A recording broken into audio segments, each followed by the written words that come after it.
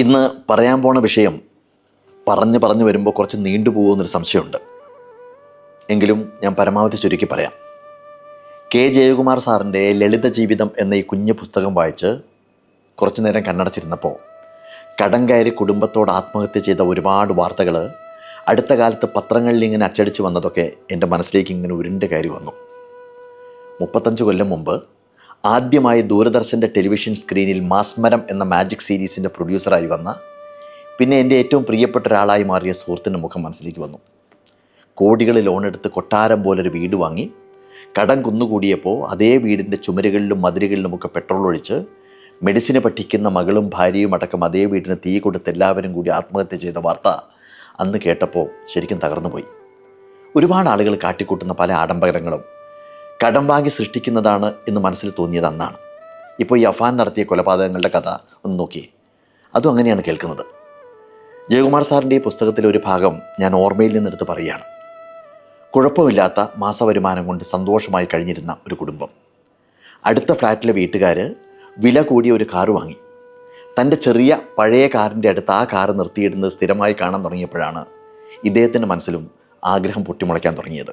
മാത്രമല്ല, അപ്പാർട്ട്മെൻറ്റിലെ എല്ലാവർക്കും പുതിയ കാറിൻ്റെ പേരിൽ ലഡു അയാൾ വിതരണം ചെയ്തപ്പോൾ ആ ലഡുവിന് മധുരമല്ല കയ്പാണ് ഇദ്ദേഹത്തിന് തോന്നിയത്. പുതിയൊരു കാറ് വാങ്ങാൻ തീരുമാനിച്ചു. 50,000 രൂപ വീതം 90 മാസം കൊണ്ട് അടച്ചു തീർക്കാവുന്ന രീതിയിൽ ബാങ്ക് ലോൺ എടുത്തു. ശമ്പളത്തിൽ നിന്ന് കൊടുത്തു തീർക്കാവുന്നതേ ഉള്ളൂ എന്നാണ് അദ്ദേഹം ആദ്യം തോന്നിയത്. ആ കാറിൻ്റെ അരികിൽ അതിനേക്കാൾ വില കൂടിയ തൻ്റെ കാറ് പാർക്ക് ചെയ്ത് ലഡു വിതരണം ചെയ്തപ്പോഴാണ് ഇദ്ദേഹത്തിന് സമാധാനമായത്. പഴയ വാഷിംഗ് മെഷീൻ മാറ്റി ഓട്ടോമാറ്റിക് വാങ്ങണമെന്ന് ഭാര്യ നിർബന്ധം പിടിച്ചപ്പോൾ അതും വാങ്ങി. മകൻ പുതിയ ലാപ്ടോപ്പിന് വാശി പിടിക്കുന്നു. മകൾക്ക് ഐഫോൺ കിട്ടിയേ തീരൂ. കാരണം അവരുടെ എല്ലാം കൂട്ടുകാർ ഉപയോഗിക്കുന്നത് പഴഞ്ചൻ സാധനങ്ങളല്ല, ലേറ്റസ്റ്റ് മോഡലാണ്. കടം കുന്നുകൂടി. ഏറി വരുന്ന കടം തീർക്കാൻ കിട്ടാവുന്നിടത്തൊക്കെ കടം വാങ്ങി. സത്യസന്ധനായിരുന്ന അയാൾ ഓഫീസിൽ മോശം കാര്യങ്ങളിലേക്ക് നീങ്ങി. അവിടെ പിടിവീണു. ജോലി പോയി. തിരിച്ചടവുകൾ പിഴച്ചു. കുടുംബനാഥൻ്റെ മാനസിക പിരിമുറുക്കം കൂടി. സമാധാനിപ്പിക്കാൻ മോശം കൂട്ടുകാരുണ്ടായി. ടെൻഷൻ തീർക്കാൻ അവരോടൊപ്പം മദ്യത്തിൻ്റെ ലോകം കൂട്ടായി. വീട്ടിൽ വഴക്കായി, ആക്രോശമായി, അക്രമമായി. അവസാനം കുടുംബത്തോടൊപ്പം അയാളും നേരത്തെ നമ്മൾ പറഞ്ഞ വഴിയിലേക്ക് തന്നെ പോയി. എവിടെയാണ് പിഴവ് തുടങ്ങിയത്? മറ്റുള്ളവരെ ബോധ്യപ്പെടുത്താൻ ഓരോന്ന് കാട്ടിക്കൂട്ടിയപ്പോൾ പിഴച്ചുപോയി. ലോൺ തരാൻ സ്നേഹപൂർവ്വം കൂടെ നിന്ന അതേ ബാങ്കുകാർ തന്നെ അടവ് തെറ്റുമ്പോൾ ക്രൂരമായി ജപ്തി നോട്ടീസ് അയക്കുമെന്ന് ചിന്തിക്കാതിരുന്നപ്പോൾ പിഴച്ചുപോയി. വീട്ടിലേക്ക് സാധനങ്ങൾ ഓൺലൈനായി ഓർഡർ ചെയ്ത് വാങ്ങിക്കൂട്ടിയപ്പോൾ പിഴച്ചുപോയി. ഒരു പിഴവിന് പിന്നിൽ പിഴവുകൾ ഇങ്ങനെ കുന്നുകൂടും.